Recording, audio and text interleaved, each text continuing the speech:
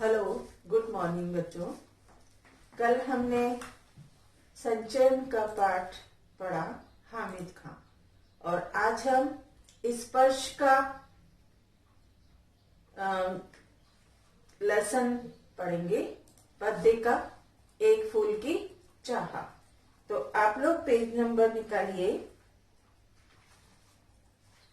102। 102 पद्य का page number 102। एक फूल की चाह। एक फूल की चाह कवि सियाराम शरणगुप्त ने लिखी है। इनका जन्म 1895 में हुआ और 1963 में इनकी मृत्यु हुई। सियाराम शरणगुप्त का जन्म झांसी के निकट चिर गांव में सन 1895 में हुआ। राष्ट्रकवि मैथिली शरणगुप्त इनके बड़े भाई थे। गुप्त जी के पिता भी कविताएं लिखते थे। इस कारण परिवार में ही इन्हें कविता के संस्कार स्वतः प्राप्त हुए। यानी इनके परिवार में सभी कविताएं लिखते थे, तो अपने आप से ही इनको भी सारे संस्कार प्राप्त हुए। किसके? कविता लिखने के। गुप्त जी महात्मा गांधी और विनोबा भावे के विचारों के अनुयायी थे। इसका संकेत इनकी रचनाओं में भी मिलता है। गुप्त जी की रचनाओं का प्रमुख गुण है कथात्मक। इन्होंने सामाजिक कुरीतियों पर करारी चोट की है। सामाजिक कुरीतियां जो कि बुरी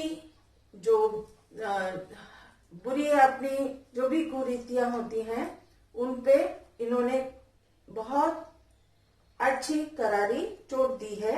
देश की ज्वलंत घटनाओं और समस्याओं का जीवंत चित्र इन्होंने प्रस्तुत किया है।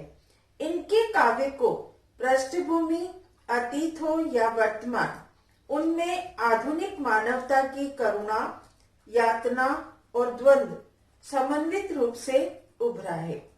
सियाराम शरणगुप्त की प्रमुख कृतियां हैं मौर्य विजय, आर्द्रा, पाथेय, मृण्मयी, उन्मुक्त, आत्मोत्सर्ग, दुर्वादल और नकुल।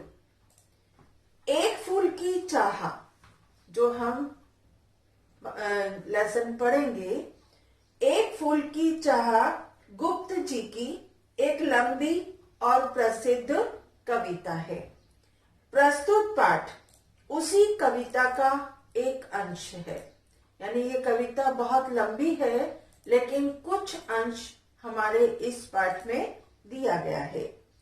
पूरी कविता छुआछूत की समस्या पर केंद्रित है। एक मरणासन अछूत कन्या के मन में यह चाह उठी कि काश देवी के चरणों में अर्पित किया हुआ एक फूल लाकर कोई उसे दे दे। कन्या के पिता यानी उस बच्ची के पिता ने बेटी की मनोकामना पूरी करने का बीड़ा उठाया।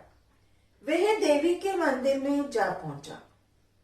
यानी उस बच्ची के पिता ने, जिसके मन में ये चाह उठी कि मंदिर में, देवी के मंदिर में देवी को चढ़ाया हुआ एक फूल कोई उसे लाकर दे दे, तो उसके पिता ने उसकी मनोकामना को पूर्ण करने के लिए मंदिर में जा पहुंचे।